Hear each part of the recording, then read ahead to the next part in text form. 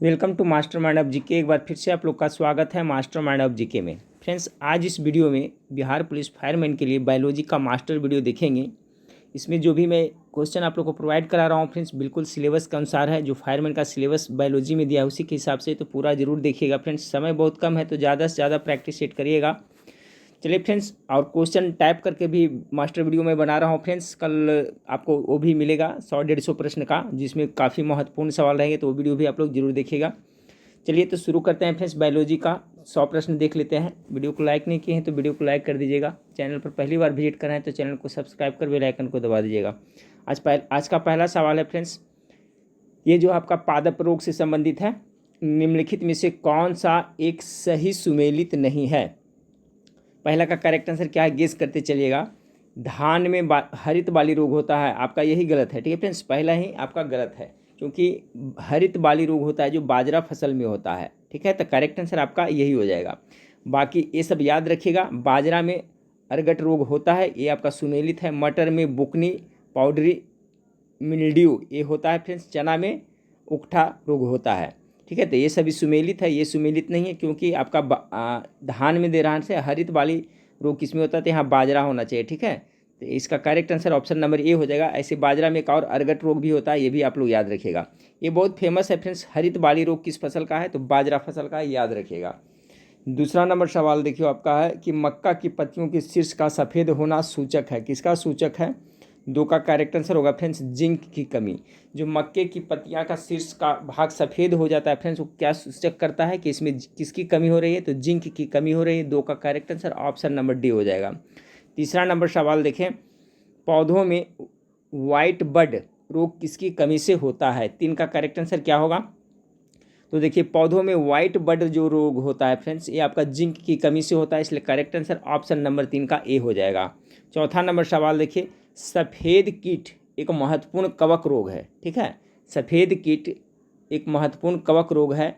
ये किस में होता है फ्रेंड्स, तो सरसों में होता है। सरसों का ये रोग है, सफ़ेद कीट है जो एक महत्वपूर्ण कवक रोग है, यानी कवक के द्वारा होता है, तो ये सरसों का रोग है, याद रखिएगा। 4 का बी करेक्ट आंसर हो जाएगा। पाँचवा नंबर फ्रेंड्स, बहुत इंपॉर्टेंट, बहुत ज़्यादा एग्जाम में पूछा गया है कि करनाल बंट किस फसल का रोग है, तो 5 का करेक्ट आंसर होगा करनाल बंट है जो आपका, गेस करिए। इसका करेक्ट आंसर हो जाएगा फ्रेंड्स किसका, ये गेहूं का है। ठीक है, किसका है, गेहूं फसल का, इसलिए ऑप्शन नंबर बी इसका करेक्ट आंसर हो जाएगा। करनाल बंट है जो गेहूं फसल का रोग है, 5 का बी। छठा नंबर सवाल है फ्रेंड्स, धान का टुंगरो विषाणु प्रसारित होता है, तो धान का जो टुंगरो विषाणु किससे प्रसारित होता है, तो इसका होगा हरी पत्ती के फुदके द्वारा ये प्रसारित होता है। ऑप्शन नंबर डी 6 का करेक्ट आंसर हो जाएगा। 7 नंबर सवाल आपका है, आलू में ब्लैक हार्ट रोग का कारक कौन है? 7 का correct answer option number C, oxygen की कमी। देखिए, आलू में ब्लैक हार्ट रोग होता है फ्रेंड्स, तो ये किसके कारक क्यों होता है, तो उसमें ऑक्सीजन की कमी होती है, तो आपका ब्लैक हार्ट रोग हो जाता है। 7 का सी करेक्ट आंसर होगा। 8 नंबर सवाल आपका है, येलो वेन मोजैक किस फसल का गंभीर बीमारी है? ठीक है, येलो वेन मोजैक। 8 का करेक्ट आंसर होगा फ्रेंड्स, ये भिंडी का है। ऑप्शन नंबर बी इसका करेक्ट आंसर होगा। भिंडी का ये रोग है येलो वेन मोजैक, ये किस फसल का है, तो भिंडी का है, तो correct answer option number B हो जाएगा। 9 नंबर सवाल देखिए, 9 नंबर सवाल आपका है, पादप रोगों का सबसे उत्तरदायी कारक कौन है? यानी पेड़ पौधे में जो रोग होते हैं उसका सबसे ज़्यादा कारक कौन है, तो फफूंदी होता है। ऑप्शन नंबर ए इसका करेक्ट आंसर है। पादप रोगों का में जो भी रोग होता है फ्रेंड्स, सबसे उसका महत्वपूर्ण कारक क्या होता है, तो जीवाणु विषाणु और प्रोटोजोआ नहीं, फफूंदी होता है। Option number A. पेड़ पौधों में जो रोग होता है उसका जो कारक है फ्रेंड्स, उसका रीजन होता है किसके द्वारा होता है, ज़्यादा अधिकतर तो आपका फफूंदी द्वारा होता है। तो 9 का correct answer option number A हो जाएगा। 10 नंबर सवाल देखिए, 10 नंबर सवाल आपका, नींबू का डाइबाइक रोग का कारण क्या है? ये बहुत इंपॉर्टेंट है 10 नंबर सवाल, ये अक्सर पूछा जाता है। नींबू में एक दो सवाल बन रहा है, डाइबाइक रोग जो नींबू में होता है और ये किसकी कमी से हो जाती है फ्रेंड्स, तो उसमें तांबे की कमी हो जाती है, तो नींबू में डाइबाइक रोग हो जाता है। ऑप्शन नंबर सी 10 का करेक्ट आंसर हो जाएगा। ठीक है फ्रेंड्स, 10 ऑब्जेक्टिव प्रश्न। और देखिए यहाँ पर एक टेबल बना कर दिया हुआ है फ्रेंड्स, जीवाणु जनित पादप रोग और रोग का कारक क्या है यहाँ पर दिया हुआ है, तो ये आप लोग याद रखिएगा, इसको भी, इससे भी क्वेश्चन पूछा जा सकता है। देखिए फ्रेंड्स, आलू का साइथिल रोग, आलू में जो साइथिल रोग होता है फ्रेंड्स उसका कारक क्या है, तो उसका यहाँ पर देखिए दिया हुआ है सबका, स्यूडोमोनास सोलेनेसियरेम के कारण होता है। ठीक है, आलू का साइथिल रोग होता है किसके कारण, तो अस्यूडोमोनास सोलेनेसिएरम के कारण होता है फ्रेंड्स, ठीक है। धान का अंगमारी रोग, देखिए अंगमारी रोग होता है जो धान में होता है फ्रेंड्स, तो उसका कारक क्या है, किसके कारण से होता है, तो जैंथोमोनास ओराइजी के कारण होता है। नींबू का कैंकर रोग, ये ज़्यादा पूछा जाता है, ठीक है। नींबू में जो कैंकर रोग होता है इसका कारण क्या होता है फ्रेंड्स, तो ये आपका जैंथोमोनास सिट्री के कारण होता है। गेहूं का टुंड रोग होता है, किसके कारण होता है, तो कोरिनो बैक्टीरियम ट्रिटकी के द्वारा होता है। फिर एंगुलर, ठीक है, angular leaf spot of cotton किसके कारण होता है फ्रेंड्स, तो ये आपका होता है जैंथोमोनास मालवेसिएरम के कारण होता है। सेब, गुलाब, टमाटर का ट्यूमिफॉसिएनस किसके कारण होता है, तो एग्रोबैक्टीरियम क्राउन गाल के कारण होता है। आलू का स्कैब होता है किसके कारण फ्रेंड्स, तो स्ट्रेप्टोमाइसिस स्कैबिजी के कारण होता है। तंबाकू का सैथिल रोग होता है किसके कारण, ये देखिए अक्सर पूछा जाता है, स्यूडोमोनास सोलोनेसिएरम के कारण। देखिए ये वाला पहला 8 नंबर का फ्रेंड्स, और इसका जो था पहला आपका आलू का सैथिल रोग, दोनों का जो कारण है एक ही। आलू का सैथिल रोग भी इसी के कारण होता है फ्रेंड्स, स्यूडोमोनास के कारण ही होता है फ्रेंड्स। और 8 नंबर में देखिए तंबाकू का जो सैथिल रोग है वो भी स्यूडोमोनास सोलेनेसिएरम के कारण होता है। फिर फ्रेंड्स आपका टमाटर का सैथिल रोग किसके कारण होता है फ्रेंड्स, तो इसका भी यही रीजन है, स्यूडोमोनास सोलेनेसिएरम के कारण होता है। अब देखिए फ्रेंड्स अजैविक पादप रोग है कौन कौन, ये देखिए काफी, ये बहुत ज़्यादा इंपॉर्टेंट है। देखिए नींबू में जो डाइबैक रोग होता है ये सब याद कर लेना है फ्रेंड्स, सभी को बहुत इंपॉर्टेंट है, इससे हो सकता है एक सवाल आपका पूछा जाए, ठीक है। 10 वहाँ पर दिया हुआ है। अजैविक पादप रोग होता है जिसको बारे में देखें, नींबू में डाइबैक रोग होता है तो कॉपर की कमी से होता है, अभी हम लोग देखे थे फ्रेंड्स, डाइबैक कॉपर की कहें तांबे की कमी से हो जाता है। आंवले में आंतरिक निक्रोसिस होता है जो बोरेन की कमी से होता है। नींबू में लिटिल लीफ रोग होता है, ठीक है, वो कॉपर की कमी से होता है। आम में लिटिल लीफ रोग होता है तो किसके, जस्ते की कमी से होता है। फिर मटर में मार्स रोग होता है, वो मैग्नीज की कमी कारण होता है। ये देखिए तो बैठ जाता है, मटर में मार्स रोग मैग्नीज, म से मार्स और म से मैग्नीज, तो मटर में मार्स रोग किसकी कमी से, तो मैग्नीज की कमी से होता है। धान में खैरा रोग बहुत ज़्यादा इंपॉर्टेंट हो सकता है, आपको क्वेश्चन ये आ जाए एग्जाम में। धान में खैरा रोग जस्ते की कमी के कारण होता है। फिर फूलगोभी में व्हिप टेल रोग होता है जो मॉलिब्डेनम की कमी से होता है। चुकंदर में हार्ट रोग होता है, बोरोन की कमी से होता है फ्रेंड्स, ठीक है। इसका देखिए लिख करके याद कर लीजिएगा फ्रेंड्स, नहीं तो इस स्क्रीनशॉट इसको लेकर करके आपका लिख करके सभी को एक बार रिपीट कर लीजिएगा, नहीं तो इसका पीडीएफ भी अर्थी पर डाल दूंगा, ठीक है फ्रेंड्स। और देखिए कल पीडीएफ डाला था फ्रेंड्स, समय नहीं मिला आज, तो आज मैं ये वीडियो के बाद में फिर मैं टिक करूंगा, जो इंपॉर्टेंट पीडीएफ है उसको मैं आपका टेलीग्राम चैनल पे डाल दूंगा, ठीक है। चुकंदर में हार्ट रोग हो गया फ्रेंड्स, यहाँ पर आपका आलू के ब्लैक हार्ट रोग हो गया, किसके कारण, चुकंदर में हार्ट रोग हो गया बोरेन की कमी कारण। आलू का ब्लैक का हार्ट रोग है जो भंडारण में ऑक्सीजन की कमी से, ठीक है, ये भी इंपॉर्टेंट है। देखिए अभी इसमें देखे थे फ्रेंड्स कि आलू का ब्लैक हार्ट रोग किसके कारण होता है, तो ऑक्सीजन की कमी हो जाता है, तो भंडारण में या ऑक्सीजन की कमी हो जाता है तो उसमें ब्लैक हार्ट रोग हो जाता है। फूलगोभी में ब्राउनिंग रोग होता है जो बोरेन की कमी से होता है, ठीक है। तो ये देखिए इंपॉर्टेंट था, पादप रोग से संबंधित आपका 10 ऑब्जेक्टिव प्रश्न था फ्रेंड्स, और ये टेबल बना के दिया हुआ था, तो इससे फालतू मेरे ख्याल से अगर पूछना रहेगा तो नहीं पूछेगा, ठीक है। तो सभी एक बार कर लीजिएगा। अब पोषण से संबंधित देखेंगे दूसरा चैप्टर से फ्रेंड्स, क्योंकि मास्टर वीडियो है फ्रेंड्स, मास्टर वीडियो है तो इसमें 2-3 चैप्टर को कवर करेंगे, करीब 100 क्वेश्चन देखेंगे। चलिए तो पोषण से संबंधित कुछ महत्वपूर्ण सवाल को देख लेते हैं। पहला सवाल है, निम्नलिखित कथनों पर विचार कीजिए। कार्बोहाइड्रेट की तुलना में वसा की समान मात्रा कम ऊर्जा प्रदान करती है। ये आपको क्या लग रहा है फ्रेंड्स, सही है? आपको यहाँ पर कोट में आंसर दिया हुआ है, तो पहला तो बिल्कुल सही, गलत लग रहा है फ्रेंड्स। कार्बोहाइड्रेट की तुलना में वसा की समान मात्रा कम ऊर्जा, नहीं, ज़्यादा देना चाहिए फ्रेंड्स, क्योंकि कार्बोहाइड्रेट से ज़्यादा ही आपको ऊर्जा तो वसा में होता है, तो पहला तो गलत लग रहा है कथन। दूसरा, प्रोटीन शरीर की वृद्धि के लिए आवश्यक है, ये बिल्कुल सही लग रहा है, प्रोटीन तो बहुत जरूरी है फ्रेंड्स शरीर को वृद्धि के लिए। विटामिन रोगों से शरीर की रक्षा करता है, बिल्कुल सही है, विटामिन रोगों से शरीर की रक्षा करते हैं, जैसे विटामिन ए है फ्रेंड्स, ये बहुत हेल्प करता है शरीर में रोगों से रक्षा के लिए। तो 2 और 3 कथन सही है, ऑप्शन नंबर सी इसका करेक्ट आंसर हो जाएगा। पहला है जो आपका गलत है, क्योंकि कार्बोहाइड्रेट की तुलना में वसा में ऊर्जा की मात्रा अधिक होती है, इसमें लिख रहा है कम प्रदान करते, तो गलत हो जाएगा ना। करेक्ट आंसर ऑप्शन नंबर पहला का क्या हो जाएगा, सी हो जाएगा। 2 और 3 कथन सही है। दूसरा नंबर सवाल आपका है, दूसरा नंबर सवाल देखिए कि आधुनिक विज्ञान में प्रोटियोमिक्स की उपयोगिता के संदर्भ में निम्नलिखित कथनों पर विचार कीजिए, ठीक है। पोषण स्तर का अध्ययन, कैंसर रोग को समझना, फिर है पौधों में आनुवंशिक भिन्नता का पता लगाना, चौथा में विभिन्न रोगों के विरुद्ध नई दवाइयाँ निर्मित करना। तो 2 नंबर सवाल का कह रहा है फ्रेंड्स क्या कि नीचे दिए कुटुक पर सही उत्तर चुनिए। तो इसमें जो भी दिया हुआ है ना फ्रेंड्स, सभी इसके बारे में सत्य लिखा हुआ है।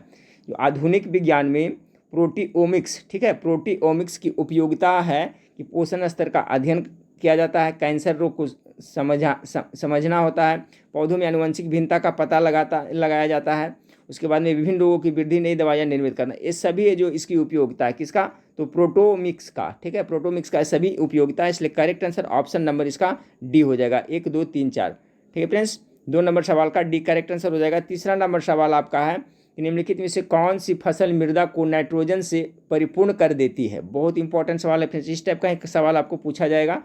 3 नंबर सवाल का आप लोग गेस करते हैं तो मटर हो जाएगा इसका करेक्ट आंसर। ठीक है, मटर है जो फ्रेंड्स मृदा को नाइट्रोजन से परिपूर्ण कर देती है, मटर फसल। ऑप्शन नंबर डी इसका करेक्ट आंसर हो जाएगा। चौथा नंबर सवाल है आपका, निम्नलिखित में से यौगिकों के किस समूह को सहायक आहार कारक कहा जाता है। 4 का correct answer option number vitamin को कहता है, विटामिन को। ठीक है, निम्नलिखित में से यौगिकों किस समूह को सहायक आहार कारक कहा जाता है, तो किसको? विटामिन को कहा जाता है। 4 का correct answer option number A हो जाएगा। 5वां नंबर सवाल आपका है, वह खाद्य जो किसी एथलीट को तत्काल ऊर्जा प्रदान करता है। देखिए, ये क्वेश्चन बहुत बार एग्जाम में आया है। तो तत्काल ऊर्जा के लिए एथलीट्स जो खिलाड़ी होते हैं क्या ग्लूकोज का प्रयोग करते हैं ना, उससे तुरंत एनर्जी आती है। ऑप्शन नंबर ए 5 का करेक्ट आंसर हो जाएगा। 6ठा नंबर सवाल देखें, गेस करते चलिए आप लोग, निम्नलिखित में से कौन प्रोटीन का सबसे अच्छा स्रोत है। प्रोटीन का सबसे अच्छा स्रोत किसे माना जाता है। 6 का correct answer option number B हो जाएगा, मूंगफली। मानव शरीर में विटामिन ए भंडारित होता है, ये भी क्वेश्चन पूछा जा सकता है। 7 नंबर सवाल, तो देखिए मानव शरीर में विटामिन जो भंडारित होता है, संग्रहित होता है, वो कहाँ होता है? लीवर में होता है। क्या होता है फ्रेंड्स? लीवर। लीवर यानी यकृत में। ऑप्शन नंबर ए इसका करेक्ट आंसर हो जाएगा। लीवर यकृत है जो मानव शरीर का सबसे बड़ा क्या है फ्रेंड्स? ग्लैंड है, यानी सबसे बड़ा ग्रंथि है जो मानव शरीर का, यही है यकृत, लीवर ही है, ये भी याद रखिएगा। 8 नंबर सवाल को देखें, निम्नलिखित में से कौन सी विटामिन जल में घुलनशील है। देखिए, इसके बारे में एक क्वेश्चन हो सकता है, इसे किसी तरह से पूछे, घुमा फिरा के पूछा जाएगा। तो जल में घुलनशील विटामिन है जो बी और सी है फ्रेंड्स, याद रखिएगा। 8 का correct answer option number B हो जाएगा। बाकी हो गया ए डी ई के, एडेक। ठीक है, एडेक है जो वसा में घुलनशील है, बाकी बी सी है जो आपका जल में घुलनशील है। तो 8 नंबर सवाल का correct answer option number B हो जाएगा। 9 नंबर सवाल देखिए, विटामिन ए की कमी से कौन सा रोग होता है। तो विटामिन ए की कमी से आपका रतौंधी रोग होता है। ऑप्शन नंबर 1 करेक्ट आंसर हो जाएगा। 10 नंबर सवाल को देखिए, पिलाग्रा और स्कर्वी क्रमशः किन विटामिनों की कमी के कारण होता है। बहुत इंपॉर्टेंट है फ्रेंड्स।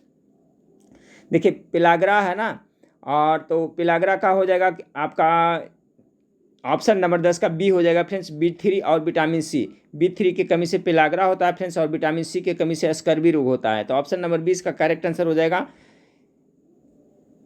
11 नंबर है, कोलीकैल्सिफेरॉल रासायनिक वैज्ञानिक का सामान्य नाम क्या है।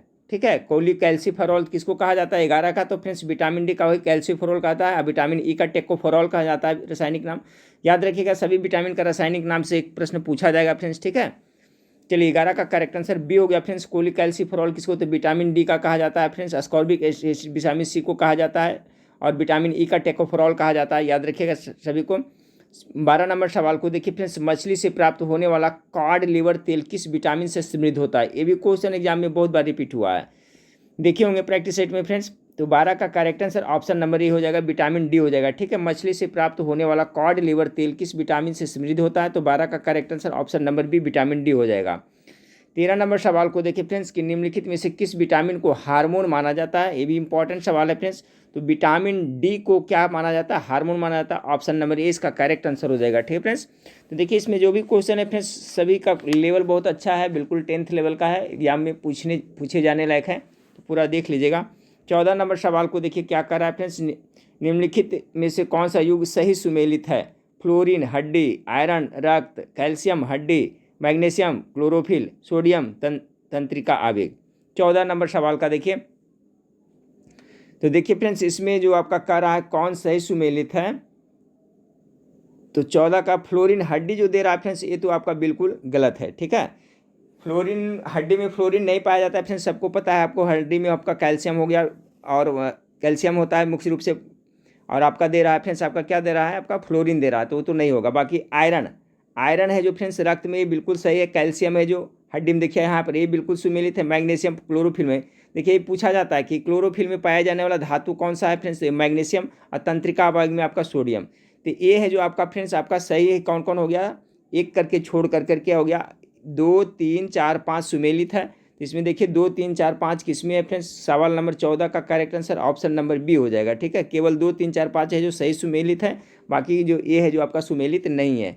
अगला सवाल को देखिए फ्रेंड्स, अगला सवाल आपका है निम्नलिखित में से कौन सी गैस प्रकाश संश्लेषण प्रक्रिया के लिए आवश्यक है। 15 का तो आपका CO2 यानी कार्बन डाइऑक्साइड है जो आवश्यक है। ठीक है फ्रेंड्स, और ठोस आप जो सूखा बर्फ किसे कहते हैं फ्रेंड्स, ठोस कार्बन डाइऑक्साइड होता है जो आपका ड्राई आइस कहलाता है। ये भी याद रखिए, क्वेश्चन ही पूछा गया है, हो सकता है पूछा जाए। अगला सवाल को देखिए, सूची सुमेलित करना है, एक साइड में खनिज है, दूसरे प्रमुख स्रोत है। तो देखिए यहाँ पर सुमेलित करिए, किसका क्या होगा फ्रेंड्स, 16 नंबर सवाल का लोहा कह रहा है। तो लोहा किससे होता है, लोहा तो आपका पालक से मिलता है फ्रेंड्स। ठीक है, लोहा पालक से, तो इसका 1 का 2 हो जाएगा। पोटेशियम कह रहा है, पोटेशियम देखिए, पोटेशियम मुख्य रूप से केला और खजूर में पाया जाता है, तो ऑप्शन नंबर ए इसका ही हो जाएगा। उसके बाद में आयोडीन कह रहा है, तो आयोडीन किससे हो जाएगा, तो आयोडीन का हो जाएगा फ्रेंड्स आपका आयोडीन युक्त सामान्य नमक से हो जाएगा। कैल्शियम है जो दूध एवं अंडे से प्राप्त होता है। ठीक है ना, ऑप्शन नंबर ए इसका करेक्ट आंसर हो जाएगा। स्रोत दिया हुआ है खनिज यानी कहाँ से क्या होता है फ्रेंड्स, 16 का correct answer option number A हो जाएगा। एक बार पुनः से यहाँ देख लीजिएगा, लोहा है जो आपका पालक हो जाएगा, पोटेशियम हो जाएगा जो आपका केला खजूर से हो जाएगा, आयोडीन इसी से हो जाएगा फ्रेंड्स, कैल्शियम हो जाएगा आपका दूध और अंडे से। चलिए, तो 16 का करेक्ट आंसर ए हो गया। 17 नंबर सवाल को देखिए, ट्राईग्लिसराइड। ठीक है, ट्राईग्लिसराइड क्या है, 17 का करेक्ट आंसर हो जाएगा, ये वसा का नाम है फ्रेंड्स, ऑप्शन नंबर सी इसका 17 का करेक्ट आंसर हो जाएगा। 18 नंबर सवाल को देखें, अल्फा कैरोटीन नामक प्रोटीन किसमें उपस्थित होता है। तो 18 का जो करेक्ट आंसर हो जाएगा ऑप्शन नंबर डी, ये आपका त्वचा में उपस्थित होता है। ठीक है, अल्फा कैरोटीन बहुत इंपॉर्टेंट सवाल, नामक प्रोटीन किसमें उपस्थित होता है, त्वचा में उपस्थित होता है। 19 नंबर सवाल को देखिए, 19 नंबर सवाल आपका है, खाद्य पदार्थों में मिलाए जाने के बाद अपनी श्वसन प्रक्रिया के दौरान खमीर यीस्ट निम्नलिखित में से क्या उत्पादित करते हैं। 19 का correct answer option number B, carbon dioxide उत्पादित करते हैं। 20 नंबर सवाल को देखिए फ्रेंड्स, 20 नंबर सवाल आपका है, सूची से मिलान करना है। देखिए इसमें बहुत इंपॉर्टेंट है, इस याद रखिएगा 20 नंबर सवाल का। 20 का क्या हो जाएगा फ्रेंड्स, देखते हैं। विटामिन ए का क्या कहते हैं, तो विटामिन ए का कहते हैं आपका रेटिनॉल कहते हैं रासायनिक नाम। विटामिन बी का क्या कहते हैं फ्रेंड्स, तो थायमिन कहते हैं। विटामिन सी का एस्कॉर्बिक एसिड कहते हैं, और विटामिन ई का टेकोफेरॉल कहते हैं। ठीक है, यानी 20 का correct answer option number D हो जाएगा। याद रखिएगा, विटामिन ए का क्या कहेंगे फ्रेंड्स, थायमिन। यहाँ से देख लें, विटामिन ए को क्या कहेंगे, तो थायमिन इसका रासायनिक। विटामिन बी, एक मिनट फ्रेंड्स, विटामिन ए को क्या कहेंगे, तो रेटिनॉल कहेंगे। विटामिन बी को क्या कहेंगे, तो थायमिन कहेंगे। विटामिन सी का एस्कॉर्बिक एसिड रासायनिक नाम हो गया। विटामिन ई का टेकोफेरॉल। ठीक है, ऑप्शन नंबर डी इसका करेक्ट आंसर हो जाएगा फ्रेंड्स। चलिए अगला सवाल को देखिए, एक संतुलित आहार में क्या पाया जाता है, बहुत ही इंपॉर्टेंट सवाल, 21 नंबर सवाल। बैलेंस डाइट जिसे हम लोग कहते हैं, तो उसमें क्या क्या होना चाहिए, कितना मात्रा में होना चाहिए फ्रेंड्स, तो आपका 21 नंबर सवाल का correct answer option number D कितना होगा फ्रेंड्स, 1/2 यानी 1/2 प्रोटीन होना चाहिए, 1/4 वसा होना चाहिए, और 3/5 कार्बोहाइड्रेट होना चाहिए। ठीक है, ये आपका बैलेंस डाइट का आहार का अनुपात दिया हुआ है फ्रेंड्स। प्रोटीन कितना होना चाहिए, तो 1/2 होना चाहिए फ्रेंड्स, और आपका कितना है, ये वसा होना चाहिए 1/4 होना चाहिए, और कार्बोहाइड्रेट कितना, तो 3/5 होना चाहिए। तो देखिए इसका करेक्ट आंसर हो जाएगा ऑप्शन नंबर डी कि इसका। 22 नंबर सवाल को देखिए फ्रेंड्स, कि निम्नलिखित में से किस विटामिन में नाइट्रोजन होती है, कौन सा विटामिन इसमें नाइट्रोजन होती है फ्रेंड्स, तो 22 का करेक्ट आंसर गेस कीजिए, option number B, vitamin B में है जो नाइट्रोजन होती है, इसलिए करेक्ट आंसर बी हो जाएगा।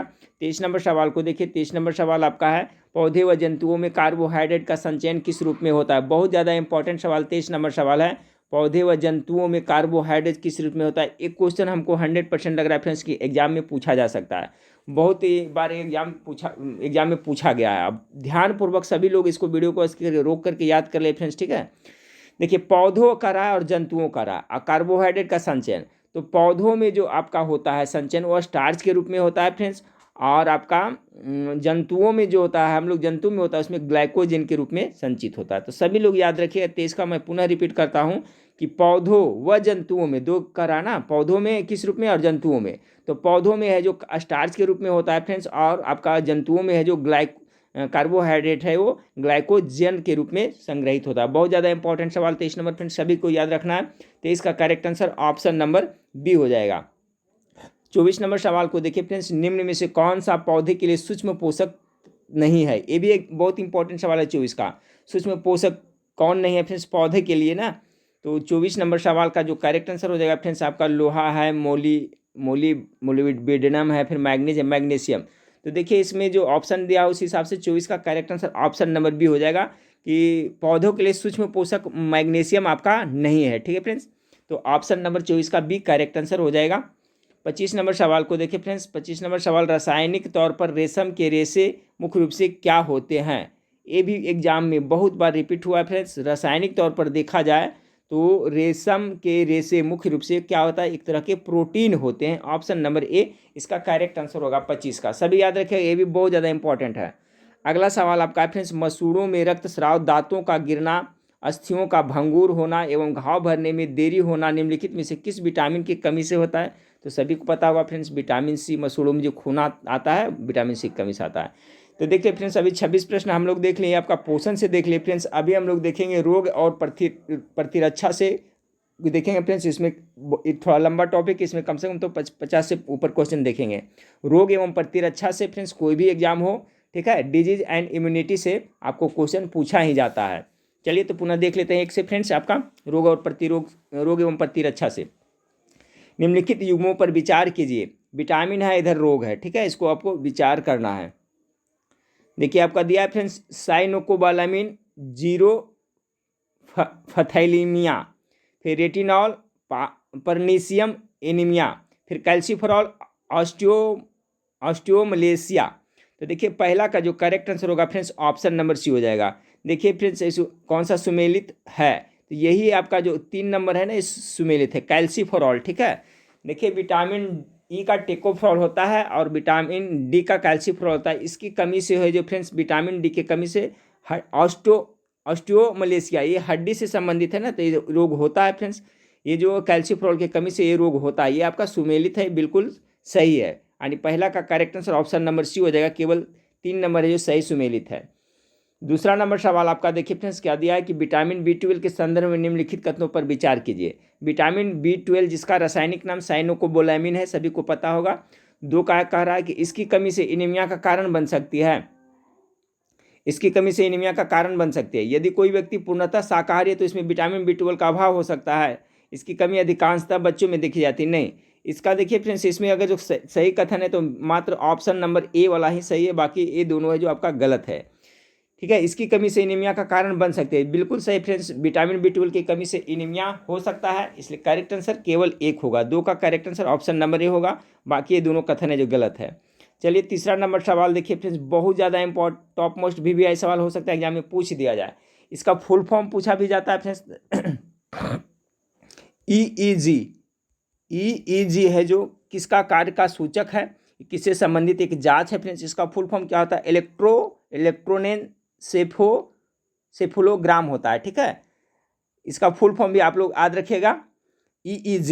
तो ये देखिए EEG जो जांच है किससे संबंधित है, तो 3 का correct answer option number B होगा। ये मस्तिष्क से संबंधित जांच है। ठीक है, एक ECG होता है फ्रेंड्स, ECG होता है ना, ECG होता है वो किससे होता है, तो हृदय से होता है। लेकिन EE जांच है जो आपका किससे, तो मस्तिष्क यानी ब्रेन से संबंधित है, याद रखिएगा।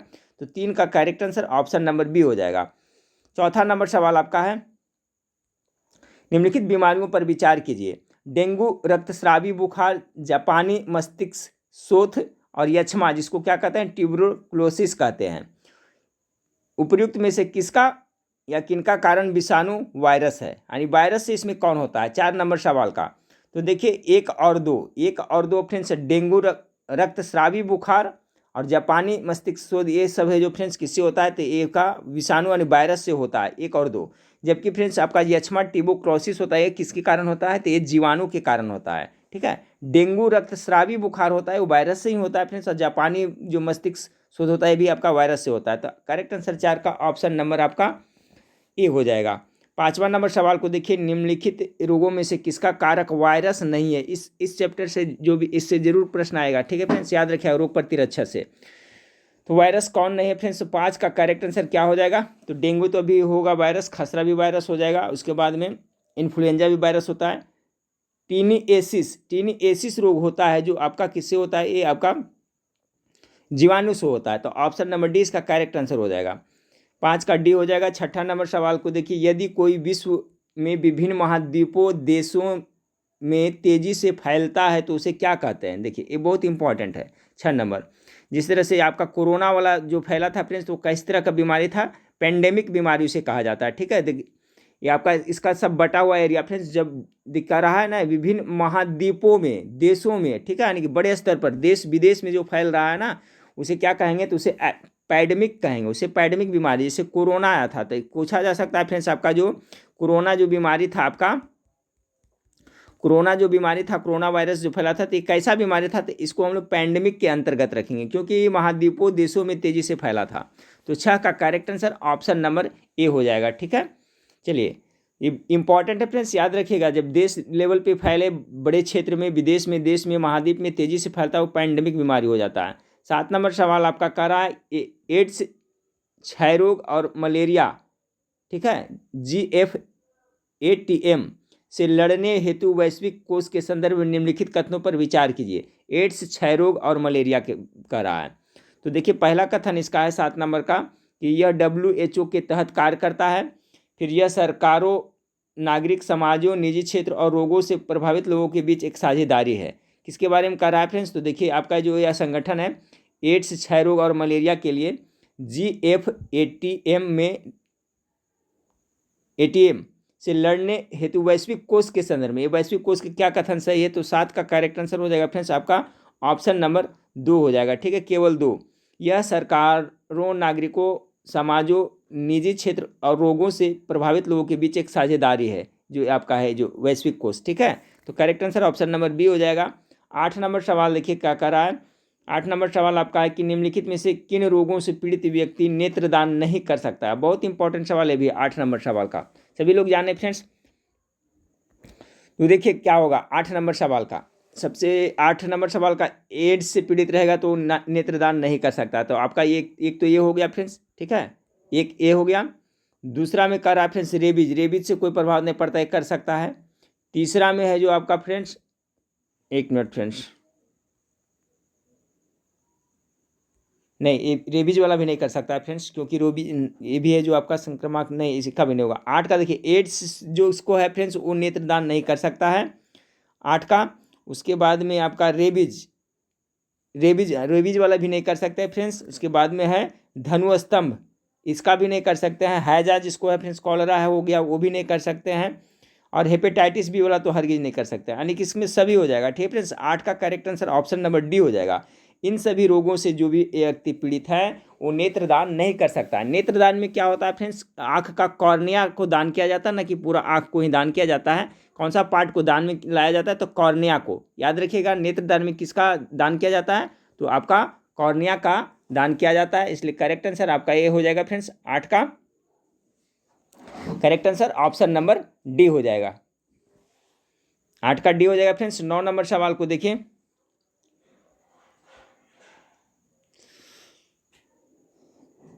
9 नंबर सवाल देखिए, मानवों में निम्नलिखित में से कौन सा एक रोग वायु द्वारा फैलता है। देखिए वायु द्वारा कौन सा फैलता है फ्रेंड्स, तो देखिए यहाँ पर डेंगू तो होगा नहीं, HIV एड्स तो होगा नहीं, घेंघा गाइटर होगा नहीं, यक्षमा, ये ट्यूबरक्लोसिस है जो फ्रेंड्स संक्रामक बीमारी का वायु द्वारा फैलता है। ठीक है, TB रोग होता है ये। ठीक है, तो ऑप्शन नंबर बी 9 का करेक्ट आंसर हो जाएगा। 10 नंबर सवाल को देखिए फ्रेंड्स कि बच्चों में क्वाशियोरकर रोग किस कारण से होता है। ये बहुत ज़्यादा इंपॉर्टेंट सवाल है फ्रेंड्स, 100% पूछने की चांस है आपका, कोई भी शिफ्ट भी पूछे लेकिन ये क्वेश्चन पूछा जा सकता है। ठीक है, 10 का भी, अब पता नहीं कितनी बार एग्जाम में ये पूछा जा चुका है, इसलिए ध्यान से याद रखेगा। ये जो क्वाशियोरकर रोग होता है वो किसमें होता है, बच्चों का बीमारी। इस तरह से भी क्वेश्चन पूछा जा सकता है, ये किससे संबंधित बीमारी है, तो बच्चों में ये रोग होता है। और मुख्य रूप से फ्रेंड्स ये आहार में कार्बोहाइड्रेट और वसा की पर्याप्त मात्रा किंतु प्रोटीन की कमी, देखिए प्रोटीन की कमी से मुख्य रूप से होता है। ठीक है, आहार में कार्बोहाइड्रेट और वसा की पर्याप्त मात्रा है लेकिन किंतु प्रोटीन की कमी अगर हो जाता है तो आपका ये क्वाशियोरकर रोग बच्चों में हो जाता है। तो मुख्य रूप से प्रोटीन की कमी से ही आपका होता है फ्रेंड्स। तो ऑप्शन नंबर बी 10 का करेक्ट आंसर हो जाएगा। 10 नंबर सवाल का जो आपका करेक्ट आंसर हो जाएगा ऑप्शन नंबर बी हो जाएगा। ठीक है, 11 नंबर सवाल से देखिए। 11 नंबर सवाल आपका है फ्रेंड्स कि काइनाइन डिस्टेम्पर, ठीक, के संदर्भ में निम्नलिखित कथनों पर विचार कीजिए। काइनाइन डिस्टेम्पर के बारे में कथनों पर विचार करना 11 का आपका कथन यहाँ पर दिया हुआ। यह एक विषाणु जनित रोग है फिर है यह रोग हवा के साथ साथ संक्रमित शरीर से होने वाले श्रवण द्वारा भी फैलता है। बिल्कुल सही, दोनों है फ्रेंड्स। ठीक है, किसके बारे में? तो कैनाइन डिस्टेम्पर, ठीक है, के संदर्भ में यह एक बीमारी है फ्रेंड्स। तो ये इसके बारे में जो भी कथन है ना, ये दोनों सही है। ऑप्शन नंबर सी इसका करेक्ट आंसर हो जाएगा 11 का। 12 नंबर सवाल को देखें कि निम्नलिखित में से कौन सा एक यौन संचारित रोग नहीं है। ठीक है, तो देखिए 12 का करेक्ट आंसर क्या होगा? तो सिल्फिश रोग तो आपका है यौन संचारित रोग है फ्रेंड्स। गोनरिया भी है जो आपका उसी से है। हेपेटाइटिस बी है जो भी यौन संचारित है। ये स्कर्वी रोग है जो यौन संचारित रोग नहीं है, क्योंकि विटामिन सी की कमी से मुख्य रूप से होता है ये। तो ऑप्शन नंबर 12 का सी करेक्ट आंसर होगा। 13 नंबर सवाल है, यदि किसी व्यक्ति के रोग के निदान के पश्चात चिकित्सक रोगी को लौह एवं फोलिक अम्ल की टिकिया लेने की सलाह देती है, वह व्यक्ति किस रोग से पीड़ित है? देखिए इस टाइप से क्वेश्चन भी आपको पूछा जा सकता है। ठीक है, तो फोलिक एसिड हो गया फ्रेंड्स, और क्या कर रहा है आपका लौह एवं फोलिक एसिड, तो क्या हो जाएगा इसमें? यानी कि रक्त की अरक्ता। ऑप्शन नंबर बी इसका करेक्ट आंसर हो जाएगा। ठीक है, अरक्ता बीमारी में ये आपका लौह एवं फोलिक एसिड चलाया जाता है। ठीक है, तो करेक्ट आंसर हो जाएगा फिर आयरन की कमी हो जाएगा ना। तो ऑप्शन नंबर बी 13 का करेक्ट आंसर हो जाएगा। अगला सवाल है, कुष्ठ रोग किसके कारण होता है? बहुत ज़्यादा इंपॉर्टेंट। कुष्ठ रोग जो कोढ़ रोग होता है फ्रेंड्स, जीवाणु जनित रोग होता है, यानी कि बैक्टीरिया के द्वारा होता है। ऑप्शन नंबर बी 14 का करेक्ट आंसर हो जाएगा। 15 नंबर सवाल को देखिए, निम्नलिखित में से किसने पेनिसिलियम जीनस से प्रतिजैवी उत्पादक कवक फंगस की खोज की थी? तो 15 का करेक्ट आंसर होगा फ्रेंड्स अलेक्जेंडर फ्लेमिंग के द्वारा। याद रखिए पेनिसिलिन का खोज वही किया था ना, तो option number B Alexander Fleming हो जाएगा। याद रखिए क्वेश्चन पूछा जा सकता है 15 का भी। 16 नंबर सवाल को देखिए, निम्नलिखित में से कौन सा एक जल संक्रामक रोग है? जल के संक्रामक से ये सब इस टाइप का क्वेश्चन अक्सर पूछा जाता है। तो देखिए जल संक्रामक हो जाएगा आपका क्षय रोग तो होगा, गठिया होगा नहीं है, रेबीज होगा। ये पीलिया बीमारी, पीलिया जिसे जॉन्डिस कहते हैं फ्रेंड्स, ये जल संक्रामक रोग है। तो 16 का करेक्ट आंसर ए हो जाएगा। 17 नंबर सवाल देखिए आपका कह रहा है, निपाह वायरस के संदर्भ में निम्नलिखित कथनों पर विचार कीजिए। निपाह वायरस के बारे में क्या कह रहा है फ्रेंड्स? तो देखिए कह रहा है कि निपाह वायरस संक्रमण का नामकरण मलेशिया के एक गांव के नाम पर हुआ था, ये सही है। यह रोग फ्रूट बैट द्वारा संचारित होता है, ये भी सही है। ऑप्शन नंबर सी 17 का करेक्ट आंसर हो जाएगा, दोनों सही है। 18 नंबर, एड्स जिस वायरस के कारण होता है उसका आनुवंशिक पदार्थ है, कौन सा है? तो 18 का करेक्ट आंसर सी हो जाएगा, एक स्टैंडर्ड आरएनए। ठीक है, बहुत इंपॉर्टेंट याद रखा है। एड्स जो है फ्रेंड्स आपका वायरस बीमारी, एड्स लाइलाज बीमारी सभी को पता है। तो कह रहा है फ्रेंड्स जिस वायरस के कारण होता है उसका आनुवंशिक पदार्थ है, तो आपका एक स्टैंडर्ड आरएनए इसका करेक्ट आंसर होगा 18 का सी। 19 नंबर सवाल को देखें। 19 नंबर सवाल आपका है फ्रेंड्स, निम्नलिखित में से किसमें अपमिश्रण के कारण ड्रॉप्सी रोग होता है? ये तो बहुत इंपॉर्टेंट है फ्रेंड्स, अक्सर पूछा जाता है। देखिए जानते हैं जो हम लोग तेल घरेलू यूज में यूज़ करते हैं फ्रेंड्स, ठीक है, उसमें अगर जो सरसों का तेल में मिलावट कर देता है तो वो खाइएगा ना तो आपको ड्रॉप्सी रोग हो जाता है। ऑप्शन नंबर सी इसका करेक्ट आंसर है। निम्नलिखित किसमें अपमिश्रण से, यानी कि समझ रहे हैं ना, के कारण ड्रॉप्सी रोग होता है। यानी कि सरसों का प्योर तेल आप नहीं खा रहे हैं, अगर मिलावटी तेल खा रहे हैं तो आपको कौन सा बीमारी हो जाएगा फ्रेंड्स? ये आपका ड्रॉप्सी रोग होता है, बहुत इंपॉर्टेंट याद रखिएगा। अगला सवाल है फ्रेंड्स, तपेदिक जिसे टीबी क्षय रोग भी कहते हैं के संदर्भ में कथनों पर विचार करिए, सही कौन सा? यह जीवाणु के कारण होता है विष का, तो बिल्कुल सही, ये तो जीवाणु कारण होता है। तपेदिक एक व्यक्ति से दूसरे व्यक्ति में हवा के, नहीं ये तो बिल्कुल गलत है, हवा के कारण फैलता नहीं है फ्रेंड्स आपका, नहीं फ्रेंड्स टीबी नहीं है बिल्कुल, ये तो फैलता है फ्रेंड्स। एक मिनट सॉरी यहाँ मिस्टेक हो रहा है, टीबी के बारे में करा ना, तो टीबी तो बैक्टीरिया, हाँ बिल्कुल सही फ्रेंड्स, दोनों कथन सही हो जाएगा विष का। देखिए जीवाणु के कारण होता है तो बिल्कुल सही है। तपेदिक एक व्यक्ति से दूसरे व्यक्ति में हवा के माध्यम से संचारित, ये भी सही है, क्योंकि फ्रेंड्स इसको छुआछूत की भी बीमारी माना जाता है। यदि किसी व्यक्ति को टीबी से ग्रसित है तो उसका तौलिया हो गया, उसका बर्तन हो गया, और कुछ भी उसके में वो खाने के लिए डॉक्टर मना करता है, उसके संपर्क में रहने से भी मना करता है, क्योंकि यह है जो उसके संपर्क से हवा से भी उसको बीमारी फैल सकती है। याद रखिएगा सभी लोग, ध्यान रखिएगा। तो 20 का correct answer option number C हो जाएगा। एक और दो दोनों सही है इसका टीबी के बारे में। केरल में वेस्ट नील वायरस रोग का प्राथमिक वाहक क्या है? केरल में जो वेस्ट नील वायरस रोग का प्राथमिक वाहक माना जाता है किसको? तो मच्छर को माना जाता है। ऑप्शन नंबर 1 करेक्ट आंसर होगा। 22 नंबर सवाल को देखिए, निम्नलिखित में से कौन सा जीवाणु जनित रोग नहीं है, यानी जीवाणु से होने वाला रोग नहीं है? तो देखिए पकड़ लीजिएगा आप लोग फ्रेंड्स, निमोनिया है, मलेरिया है, और टिटनेस है, और टाइफाइड है। तो देखिए 22 का करेक्ट आंसर क्या हो जाएगा? ये आपका देखिए जीवाणु से होता है निमोनिया, टाइफाइड भी मियादी बुखार होता है और टिटनेस भी होता है। मलेरिया जो नहीं इससे नहीं होता है फ्रेंड्स, जीवाणु से नहीं, ये प्रोटोजोआ से होता है। ठीक है, तो ऑप्शन नंबर सी इसका करेक्ट आंसर हो जाएगा, क्योंकि ये जीवाणु से नहीं प्रोटोजोआ से होता है। पेनिसिलिन के विषय में निम्नलिखित में से कौन सा कथन सही है, देख लेते हैं फ्रेंड्स इसका कथन सही कौन सा है। यहाँ 23 नंबर सवाल का, पेनिसिलिन प्रतिरोधी जीवाणु इस प्रतिजैविक को रसधानी में संग्रहित कर सकते हैं, गलत। पेनिसिलिन प्रतिरोधी जीवाणु इस प्रतिजैविक को बीटा लैक्टोमेज नामक एंजाइम द्वारा निम्नीकृत कर सकते हैं। यही आपका 23 का बी करेक्ट आंसर हो जाएगा। ठीक है, 23 नंबर सवाल का करेक्ट आंसर बी हो जाएगा फ्रेंड्स, बाकी जो ये सब दिया हुआ है गलत है। 24 नंबर सवाल को देखिए, हैजा के विषय में निम्न से कौन सा कथन सही है, हैजा के बारे में 24 का। तो देखिए यह एक रोग है जिसके कारण याददाश्त में कमी आती है, गलत है। यह पेशियों का रोग है जो शराब, ये भी गलत है। यह एक रोग है जो संदूषित भोजन या जल के सेवन करने से होता है, बिल्कुल ये सही है आपका। ठीक है, 24 का सी हो जाएगा। हैजा बीमारी कैसे होता है फिर से, आप दूषित जल दूषित विषाक्त भोजन वगैरह खा लीजिएगा तो हैजा हो जाता है, वोमिटिंग होने लगता है, लूज मोशन होता है ना। तो 24 का करेक्ट आंसर ये होगा, ये रोग है जो संदूषित या दूषित भोजन या जल का सेवन से होता है। 25 नंबर सवाल देखिए, विषाणु के संदर्भ में निम्नलिखित कथनों से कौन सा सही है। 25 नंबर सवाल आपका है, किसी भी विषाणु में RNA और DNA दोनों मौजूद नहीं होते हैं, बिल्कुल सही है, ये आपका पहला कथन सही है। विषाणु में जो वायरस है इसमें RNA DNA मौजूद नहीं होता है। विषाणु के प्रोटीन आवरण को कैप्सिड कहा जाता है, बिल्कुल सही कहा जाता है, जो इसको प्रोटीन आवरण उसको कैप्सिड कहा जाता है। चिकनगुनिया और डेंगू विषाणु जनित बीमारियां हैं, तो इसमें आपका सभी सही है। ऑप्शन नंबर आपका 1, 2, 3 इसका करेक्ट आंसर हो जाएगा फ्रेंड्स विषाणु के बारे में, तो आपका correct answer option number A हो जाएगा। इस सब पॉइंट पर ध्यान दीजिएगा फ्रेंड्स, क्वेश्चन यहीं से क्रिएट किया जाता है ना, पूछा जाता है कि क्या विषाणु में RNA और DNA दोनों मौजूद होते हैं, तो बिल्कुल नहीं होते हैं। तो क्वेश्चन को कॉन्सेप्ट क्लियर रखें, क्वेश्चन कैसे पूछेगा तो आप बता सकते हैं। क्वेश्चन यहाँ बनाया जा सकता है कि निम्नलिखित में से किस में RNA DNA नहीं पाया जाता, दे देगा फ्रेंड्स विषाणु दे देगा और 4 ऑप्शन कुछ दे देगा, तो विषाणु करेक्ट आंसर होगा। तो इस सब पर ध्यान दीजिएगा। 26 नंबर सवाल को देखिए, कह रहा है निम्नलिखित कथनों पर विचार कीजिए। 26 नंबर सवाल का कथन क्या है, उष्णकटिबंधीय प्रदेश में जिक्का वायरस रोग उसी मच्छर द्वारा फैलती है जिसमें डेंगू फैलता है, 26 का कर रहा है। ठीक है, तो ये आपका तो सही लग रहा है फ्रेंड्स 26 का। जिक्का वायरस रोग का लैंगिक संचरण होना संभव है, ये भी करेक्ट है, यानी ऑप्शन नंबर सी 26 का करेक्ट आंसर हो जाएगा। 27 नंबर सवाल को देखिए, H1N1 विषाणु का निम्नलिखित में से किस बीमारी के संदर्भ में उल्लेख किया जाता है, 27 का। तो देखिए फ्रेंड्स ये स्वाइन फ्लू के लिए किया जाता है, ऑप्शन नंबर डी इसका करेक्ट आंसर हो जाएगा 27 का। इसका PDF में फ्रेंड्स एक आधा 1 घंटा में ही दे दूंगा, और टिक कर करके मैं कोशिश करूंगा फ्रेंड्स, समय मिलेगा तो जो पीछे वाला बताएं उसका भी मैं आपको PDF टेलीग्राम चैनल पर दे दूंगा, तो आप लोग टेलीग्राम चैनल से जुड़ जाइएगा। और जो भी कुछ क्वेश्चन वगैरह वायरल होता है फ्रेंड्स, तो आपका टेलीग्राम चैनल पर वहाँ पर मैं जरूर कराऊंगा। ऐसे नहीं हो तो अच्छा है फ्रेंड्स पढ़ने वाले स्टूडेंट के लिए। 27 का correct answer option number D swine flu हो जाएगा।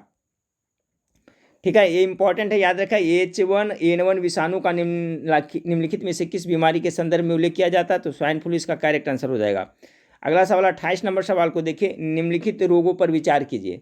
डिप्थीरिया, छोटी माता, चिकन पॉक्स, चेचक, उपयुक्त में से किन रोगों का भारत में उन्मूलन हो चुका है, 28 का बहुत इंपॉर्टेंट सवाल है। तो देखिए डिप्थीरिया का तो अभी नहीं पूर्ण रूप से हुआ है फ्रेंड्स, और छोटी माता का नहीं, ये चेचक का हो गया, स्मॉल पॉक्स का हो गया है, इसलिए करेक्ट आंसर क्या हो जाएगा फ्रेंड्स, 28 का correct answer option number B हो जाएगा।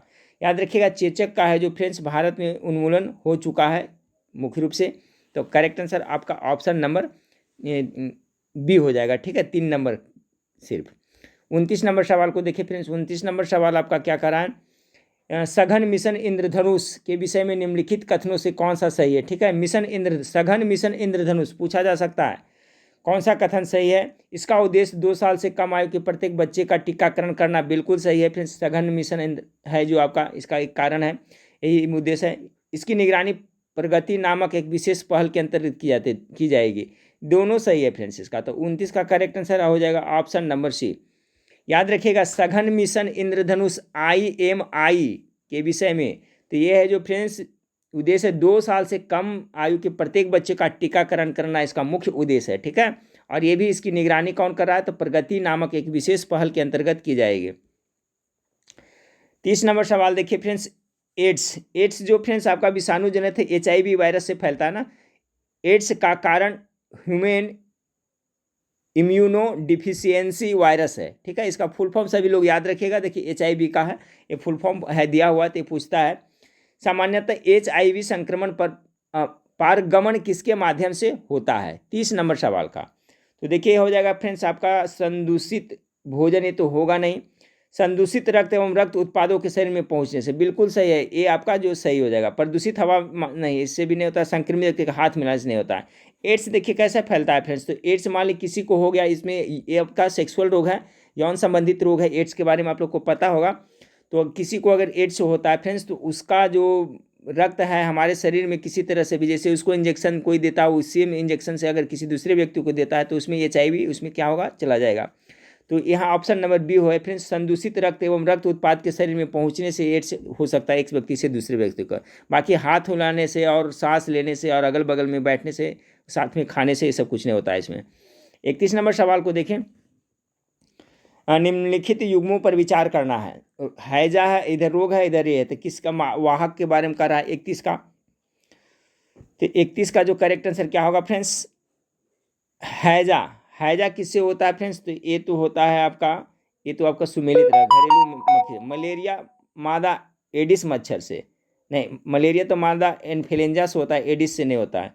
डेंगू मादा इन्फ्लुएंजा से, ये सब उल्टा पुल्टा है। हैजा है जो घरेलू मक्खी से, ये आपका सुमेलित है। तो 31 का correct answer option number A होगा। कौन सा सुमेलित है, तो ऑप्शन नंबर ए सुमेलित है, ठीक है फ्रेंड्स। क्योंकि मलेरिया है जो मादा इन्फ्लुएंजा से, ना कि एडिस से होता है, तो यही है ना, हैजा घरेलू मक्खी। अगला सवाल है आपका फ्रेंड्स, निम्नलिखित में से कौन सा बर्ड फ्लू वायरस है जिसके एवियन फ्लू वायरस भी कहा जाता है। 32 नंबर सवाल का करेक्ट आंसर क्या होगा, तो ऑप्शन नंबर ए H5N1। ये है जो फ्रेंड्स बर्ड फ्लू वायरस है, याद रखिएगा H5 और N1 है जो कैसा है, ये बर्ड फ्लू वायरस है जिसे एवियन फ्लू वायरस भी कहा जाता है। तो 32 का करेक्ट आंसर ए हो जाएगा। 33 नंबर सवाल को देखिए, निम्नलिखित बीमारियों में से कौन सी वेक्टर जनित बीमारियां हैं। वेक्टर जनित बीमारियां इनमें से कौन है फ्रेंड्स, 33 का। तो 33 का हो जाएगा, देखिए निद्रा रोग, निद्रा रोग है फ्रेंड्स, तो ये होता है। उसके बाद में मलेरिया भी है जो आपका वेक्टर जनित है, लसिका फिलेरिया भी है, रिफ्ट वैली ज्वर है, पीत ज्वर, सभी इसमें से, ठीक है फ्रेंड्स। 33 का correct answer option number D हो। निम्नलिखित बीमारियों में से कौन सी वेक्टर जनित बीमारियां हैं, तो सभी तो वेक्टर जनित है फ्रेंड्स, ठीक है। इसमें जितना भी है जो फ्रेंड्स, कोई भी वायरस और आपका विषाणु से, वायरस और जीवाणु से नहीं होता, सभी है जो फ्रेंड्स आपका वेक्टर जनित बीमारियां हैं ये सभी। तो ऑप्शन नंबर डी इसका करेक्ट आंसर हो जाएगा। 33 का करेक्ट आंसर आपका डी हो जाएगा, ठीक है। 34 नंबर सवाल को देखें।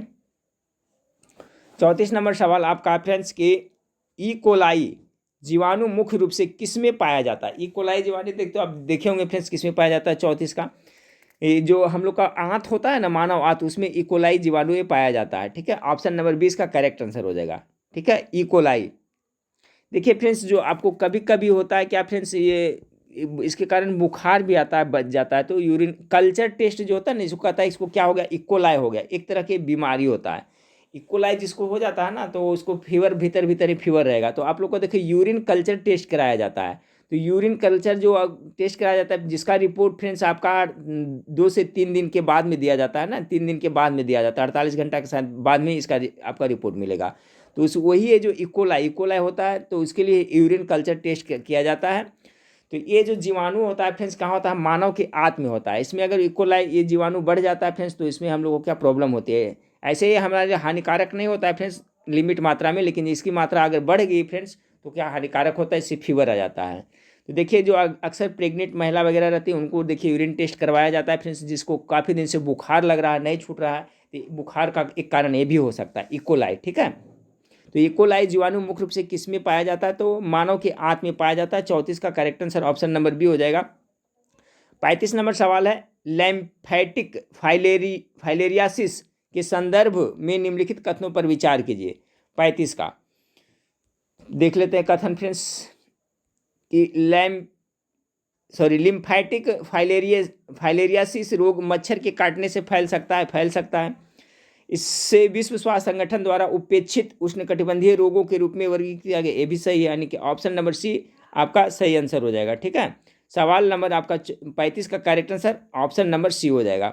36 नंबर सवाल को देखिए, निम्नलिखित में से किसके कारण कालाजार, ठीक है, ब्लैक फीवर नामक बीमारी फैलती है। कालाजार किसके कारण फैलता है फ्रेंड्स, 36 का गेस कीजिए फटाफट। तो ये होता है प्रोटोजोआ परजीवी के होता है कारण होता है। मलेरिया भी है जो प्रोटोजोआ के परजीवी कारण होता है। तो 36 का correct answer option number C कालाजार बीमारी इसी कारण होता है।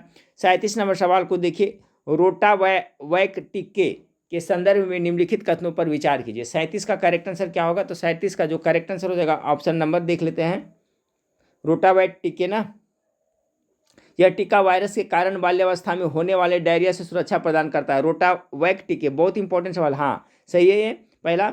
यह भारत का पूर्णतः स्वदेश विकसित पहला टीका है जिसे विश्व स्वास्थ्य संगठन द्वारा प्री क्वालिफाइड घोषित किया गया, ये भी सही है, यानी ऑप्शन नंबर सी इसका करेक्ट आंसर होगा। देखिए टीका का नाम सुने होंगे फ्रेंड्स, देखिए बच्चे को अक्सर लगाया जाता है रोटावैक टीके। रोटावैक टीके क्यों लगाया जाता है? यह रोटा वायरस के कारण बाल्यावस्था में होने वाले जो डायरिया होता है ना, उससे सुरक्षा प्रदान करता है। तो ऑप्शन नंबर इसका दोनों सही है। 38 नंबर सवाल को देखिए, इंडोनेला, ठीक है, इंडोनेला अस्काइसिस क्या है? 38 का जो करेक्ट आंसर होगा फ्रेंड्स ऑप्शन नंबर बी, जीवाणु जो पीईटी प्लास्टिक को पचाने में सक्षम हो, ठीक है। 38 का correct answer option number B हो जाएगा। इंडोनेला स्काइसिस क्या है? तो जीवाणु जो पीईटी प्लास्टिक को पचाने में सक्षम हो। अगला फ्रेंड्स आपका 39 नंबर सवाल है। 39 नंबर सवाल आपका एक प्रतिरक्षा तंत्र के संदर्भ निम्नलिखित कथनों पर विचार कीजिए, ठीक है, प्रतिरक्षा तंत्र के संदर्भ में 39 का। तो देखिए क्या कह रहा है फ्रेंड्स कि एचआई संक्रमण में वायरस प्रतिरक्षा तंत्र पर आक्रमण करते हैं। बहुत इंपॉर्टेंट सवाल है। देखिए अगर जो कोई किसी को एड्स हो जाता है फ्रेंड्स, उसमें तो क्या होता है, इसमें क्या करता है, हमारे जो प्रतिरक्षा तंत्र है ना उसको ही वो खत्म कर देता है। तो क्या होता है, आदमी फिर आगे चल करके बहुत सारे रोग से ग्रसित हो जाता है, फिर आदमी मर जाता है। तो देखिए प्रतिरक्षा तंत्र के संदर्भ में एचआई संक्रमण जो वायरस है वो क्या करता है, हमारी प्रतिरक्षा तंत्र को आक्रमण करता है, ये बिल्कुल सही है। गंभीर संक्रामक रोग प्रतिरक्षा तंत्र की असफलता को दर्शाता है, बिल्कुल सही है। हमारी प्रतिरक्षा कमजोर पड़ता है तो गंभीर संक्रामक रोग होता है। टीकाकरण का सामान्य नियम यह है कि शरीर में विशिष्ट संक्रमण प्रविष्ट कराकर प्रतिरक्षा तंत्र को मूर्ख बनाया जा सकता है, ये भी सही है फ्रेंड्स आपका। यानी 39 का है ना, 39 का हो जाएगा फ्रेंड्स 1 2 3 बिल्कुल सही, तीनों है जो आपका सही है, यानी कि ऑप्शन नंबर डी इसका करेक्ट आंसर हो जाएगा। 40 नंबर सवाल को देखिए फ्रेंड्स, 40 नंबर सवाल आपका निम्नलिखित कथनों पर विचार कीजिए। वायरस मानव शरीर में प्रवेश करते हैं और अपनी जीवन प्रक्रिया के लिए हमारी मशीनरी का उपयोग करते हैं। 40 नंबर सवाल का है जो फ्रेंड्स बिल्कुल सही है ये। एडवर्ड जेनर ने चेचक के टीके का खोज किया था, की थी, तो आप लोग पता होगा फ्रेंड्स, तो सही है, तो दोनों सही हो जाएगा। ऑप्शन नंबर सी इसका करेक्ट आंसर हो जाएगा। चलिए 41 नंबर सवाल को देखते हैं। 41 नंबर सवाल आपका है, 41 नंबर सवाल आपका क्या है, सुमेलित करना, सूची 1 को सूची 2 से सुमेलित करना है। प्लेग, एड्स, गंजापन, मलेरिया है। तो प्लेग किसके कारण होता है? 41 का देखिएगा, 41 का प्लेग रोग होता है जो आपका जीवाणु के कारण होता है। एड्स किसके कारण होता है? विषाणु के कारण होता है। गंजापन किसके कारण होता है? तो कवक फंगई के रूप में होता है। मलेरिया किससे होता है? तो प्रोटोजोआ का रोग होता है। यानी कि करेक्ट आंसर क्या हो जाएगा? ऑप्शन नंबर डी हो जाएगा। 4 3 2 1 हो जाएगा। ठीक है फ्रेंड्स, सभी को याद रखिएगा, ये सब एक क्वेश्चन इससे जरूर पूछा जाएगा, 100% एग्जाम में आएगा फ्रेंड्स। प्लेग रोग किससे होता है? जीवाणु से होता है। एड्स किससे? वायरस विषाणु से होता है। गंजापन होता है, ये हो सकता है पूछ दिया जाए, जो हमारा गंजापन होता है ना, गंजापन टकला जो बन जाता है फ्रेंड्स, और टकला एक कवक के कारण होता है। मलेरिया रोग होता है जो और आपका प्रोटोजोआ के कारण होता है। मलेरिया हो गया, कालाजार प्रोटोजोआ के कारण। तो करेक्ट आंसर हो गया आपका 41 का डी। 42 नंबर सवाल देखिए, निम्नलिखित कथनों पर विचार कीजिए। गोनोरिया, सिफिलिस, मस्सा, HIV उपयुक्त में से कौन से रोग विषाणु जनित है? 42 नंबर सवाल का। तो देखिए आपका मस्सा है जो उसी से होता है फ्रेंड्स, और आपका HIV है जो किससे होता है? तो ये सभी है जो आपका विषाणु से होता है। बाकी गोनोरिया और सिफिलिस है जो यौन संबंधित रोग है, जो आपका विषाणु से नहीं होता है। तो ऑप्शन नंबर सी इसका करेक्ट आंसर होगा, 42 का सी हो जाएगा। 43 नंबर सवाल देखिए, धुंधला थोड़ा आया है फ्रेंड्स, ठीक है। इसमें करा है सूची 1 से सूची 2 को सुमेलित करने के लिए करा दिए गए कोड का प्रयोग करके सही उत्तर चुनिए। हैजा, प्लेग, तपेदिक, टाइफाइड, ठीक है, किससे किससे क्या होता है? जो 43 नंबर सवाल का था। 43 का करेक्ट आंसर हो जाएगा फ्रेंड्स, देखिए हैजा। तो हैजा का कारण होता है फ्रेंड्स आपका ये 3 नंबर विब्रियो कॉलेरी के, ठीक है। उसके बाद में है 43 का है ना, उसके बाद में है फ्रेंड्स आपका प्लेग। तो प्लेग का क्या होता है फ्रेंड्स? तो पास्चुरेला पेस्टिस के कारण होता है। तपेदिक हो गया फ्रेंड्स, तो तपेदिक का तो आपका पता चल रहा है आपका माइक्रोबैक्टीरियम ट्यूबरक्लोसिस तपेदिक हो, TB वाला रोग हो गया। टाइफाइड होता है जो फ्रेंड्स किसके? साल्मोनेला टाइफी के कारण होता है, यानी इसका ए हो जाएगा। ठीक है, तो सुमेलित करना था। करेक्ट आंसर इसका ऑप्शन नंबर ए हो जाएगा। चलिए एक बार पूरा से देख लेते हैं, बढ़िया से देख लीजिए किसके कारण क्या होता है। जब फ्रेंड्स सवाल नंबर 43 का करेक्ट आंसर ए हो जाएगा। ठीक है, तो 1 का 3 दे रहा है। देखिए हैजा, हैजा किसके कारण होता है, तो 1 का 3 हो गया। विब्रियो कॉलेरी के कारण। प्लेग किसके कारण होता है, तो इसके पास्चुरेला पेस्टिस के कारण। तपेदिक होता है जो टीबी वाला माइक्रोबैक्टीरियम ट्यूबरकुलोसिस के कारण। टाइफाइड होता है जो साल्मोनेला टाइफी के कारण होता है। ठीक है, तो करेक्ट आंसर आपका ऑप्शन ए हो गया। चलिए 44 नंबर सवाल को देखिए। 44 नंबर सवाल आपका है, मादा क्यूलेक्स मच्छर निम्नलिखित में से किस रोग की वाहक है। 44 का जो करेक्ट आंसर होगा फ्रेंड्स ऑप्शन नंबर भी फाइलेरिया का हो जाएगा। ठीक है, जो मादा क्यूलेक्स मच्छर है जो किस रोग का वाहक है, तो फाइलेरिया रोग होता है ना, हाथी पाँव वाला, यही इसका करेक्ट आंसर हो जाएगा। 44 का बी हो जाएगा। 45 नंबर सवाल देखिए, एथलीट फुट नामक बीमारी किससे उत्पन्न होती है। एथलीट फुट 45 का करेक्ट आंसर हो जाएगा, कवक के कारण होता है। फ्रेंड बी करेक्ट आंसर हो जाएगा। ठीक है, 46 नंबर सवाल को देखिए फ्रेंड्स, निम्नलिखित युगों में से कौन सुमेलित है। इसमें से कौन सा सुमेलित है आपको बताना है। 46 नंबर सवाल का 46 का देख लेते हैं फ्रेंड्स। मायोपिया, ये देखिए बहुत इंपॉर्टेंट है, ये आपका वीडियो ही बहुत इंपॉर्टेंट है फ्रेंड्स, इससे प्रश्न जरूर एग्जाम में आने वाला है। मायोपिया को क्या कहते हैं फ्रेंड्स, मायोपिया को निकट दृष्टि दोष कहते हैं। तो 1 का कौन हो जाएगा, ये सुमेलित है, बिल्कुल सही सुमेलित है। अब फिर आपका प्रेअस्बायोपिया, प्रेअस्बायोपिया दृष्टि के निकट बिंदु का धुंधला पड़ना, ये भी सही है। हाइपरमेट्रोपिया दूर दृष्टि दोष को, तो इसमें तो सभी लग रहा है सुमेलित है। 46 का correct answer option number D 1 2 3। इससे कुछ और जान लेते हैं फ्रेंड्स।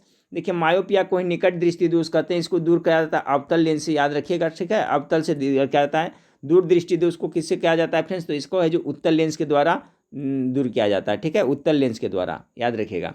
देखिए स्थिति क्या होता है फ्रेंड्स कि निकट दृष्टि दोष है ना, तो आपका निकट की वस्तु क्या है, स्पष्ट दिखाई देगी, दूर का वस्तु नहीं दिखाई देगी, अपोजिट होता है, याद रखिएगा। दूर दृष्टि दोष है तो आपका दूर की वस्तु है जो स्पष्ट दिखाई देगी, निकट की वस्तु नहीं दिखाई देगी। ठीक है, याद रखिएगा।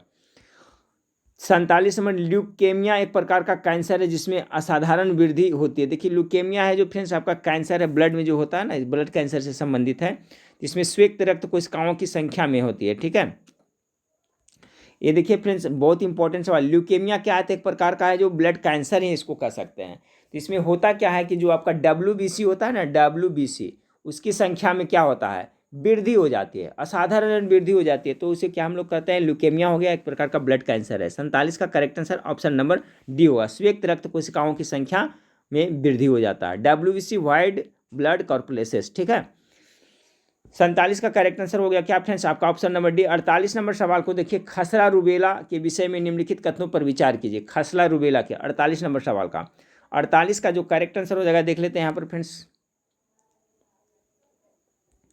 खसरा और रूबेला दोनों ही विषाणुजनक कारण है। देखिए यही सब याद करते चलना। ठीक है फ्रेंड्स, स्पेशल आपको कहीं पर नहीं यहाँ पर इस तरह से है तो यहाँ पर याद करते चलेगा। क्वेश्चन पूछा जा सकता है कि खसरा और रूबेला दोनों ही विषाणु के कारण होते हैं, तो बिल्कुल आपका ये सही है। खसरा और रूबेला है जो दोनों विषाणु के कारण होते हैं, पहला इसका करेक्ट हो गया। दूसरा है, रूबेला विशेष चिंता का विषय है क्योंकि यह गंभीर जन्मजात दोष पैदा कर सकता है, ये भी आपका बिल्कुल सही है। तीसरा नंबर है, खसरे से निमोनिया, दस्त और इंसेफेलाइटिस जैसी द्वितीयक स्वास्थ्य समस्याएं उत्पन्न होती है, तो ये भी आपका सही है। यानी कि 1 2 3 सभी इसका करेक्ट आंसर हो जाएगा, ऑप्शन नंबर डी 48 का करेक्ट आंसर हो जाएगा। 49 नंबर है फ्रेंड्स आपका, सेरेब्रल पाल्सी एक मस्तिष्क संबंधी विकार है जो सामान्यतः पाया जाता है, तो 49 का correct answer option number C छोटे बच्चे में। ठीक है, सेरेब्रल पाल्सी एक मस्तिष्क संबंधी विकार है, रोग है जो कह सकते हैं, तो छोटे बच्चों में। अगला फ्रेंड्स की BMD, ठीक है, BMD बोन मिनरल डेंसिटी परीक्षण किसकी पहचान करने के लिए की जाती है, बहुत इंपॉर्टेंट सवाल है, 50 नंबर सवाल। तो देखिए ऑस्टियोपेरेसिस को जांच करने के लिए BMD टेस्ट किया जाता है फ्रेंड्स। BMD का full form bone mineral density होता है, परीक्षण किसके कहते हैं, ऑप्शन नंबर सी इसका करेक्ट आंसर हो जाएगा। 50 का correct answer option number C हो जाएगा। 51 नंबर सवाल को देखिए, काली खांसी से बचाव के लिए शिशुओं का कौन सा टीका लगाया जाता है, 51 का। तो देखिए बहुत इंपॉर्टेंट है, इसका करेक्ट आंसर आप लोग गेस कर लेंगे, DPT है जो फ्रेंड्स 3 रोगों में काम करता है। डी से देखिए होता है डिप्थीरिया में भी टीका लगाया जाता है, और टी से टिटनेस में, और पी से काली खांसी पकड़ के रखे। ठीक है, इस तरह से तो DPT जो है फ्रेंड्स 3 रोगों के लिए प्रमुख रूप से टीका लगाया जाता है DPT में। DPT है जो डिप्थीरिया रोग से, इसको इस तरह से याद रखते हैं जैसे D और पी और टी। तो डी से डिप्थीरिया याद रखिए और टी से टिटनेस। अब पी से क्या याद रखता है, काली खांसी। तो तीनों रोगों में काम करता है। तो यहाँ पर देखिए आपको क्या दे रहा है फ्रेंड्स, आपका काली खांसी बचाव के लिए तो डीपीटी का टीका लगाया जाता है, याद रखिए। डी से डिप्थीरिया में भी लगाया जाता है, टिटनेस में भी लगाया जाता है। 52 नंबर, डेंगू बुखार यानी पीत ज्वर किस से रोगवाहक द्वारा फैलता है, डेंगू बुखार। 52 का करेक्ट आंसर क्या हो जाएगा, तो ऑप्शन नंबर सी हो जाएगा। ठीक है, option number C, Aedes Aedes aegypti मच्छर के कारण। 53 नंबर सवाल को देखिए, काला आजार का संचार किससे होता है, तो 53 नंबर सवाल का करेक्ट आंसर ऑप्शन नंबर सिकता मक्खी के द्वारा होता है। आज का लास्ट सवाल देखते हैं, कुष्ठ रोग को किस अन्य नाम से जाना जाता है, चलिए बताए फ्रेंड्स। 54 नंबर सवाल का करेक्ट आंसर क्या है, तो देखिए जो कोढ़ी वाला रोग है उसको बहुत इंपॉर्टेंट रेफरेंस याद कर लेगा, हेंसेन रोग भी कहा जाता है। कुष्ठ रोग को जिसको लिप्रोसी कहता है, लिप्रोसी को हेंसेन रोग के नाम से भी जाना जाता है। ठीक है फ्रेंड्स, तो ये लगभग 100 सवाल आपके थे मास्टर वीडियो में, आपका बायोलॉजी के जो फायरमैन के लिए था। और क्वेश्चन अभी आज मैं टाइप कर रहा हूँ फ्रेंड्स, तो आज समय तो बहुत ज़्यादा नहीं मिला कि आज मैं प्रोवाइड कराऊँ, तो कल मास्टर वीडियो आपको मैं प्रोवाइड कराऊंगा, जिसमें कम से कम फ्रेंड्स 150 से 200 प्रश्न होंगे और सभी छाटा हुआ प्रश्न रहेंगे। उससे प्रश्न एग्जाम में बहुत आने की पूरी संभावना रहेगी। बाकी एप्लीकेशन पर बहुत सारा जो टॉपिक वाइज दिख के दिया हुआ है फ्रेंड्स, स्पेशल जी के, उसको सभी को 17 टॉपिक है, सभी को रट लीजिएगा। कम से कम उससे 20 क्वेश्चन पक्का आने वाला है, 15 से 20 क्वेश्चन तो जरूर लड़ेगा टॉपिक वाइज। जो स्टूडेंट एप्लीकेशन डाउनलोड नहीं किए हैं, एप्लीकेशन जरूर डाउनलोड कर लीजिएगा। ठीक है, चलिए फ्रेंड्स, तो नेक्स्ट वीडियो में फिर मिलता है। देखने के लिए थैंक यू, धन्यवाद।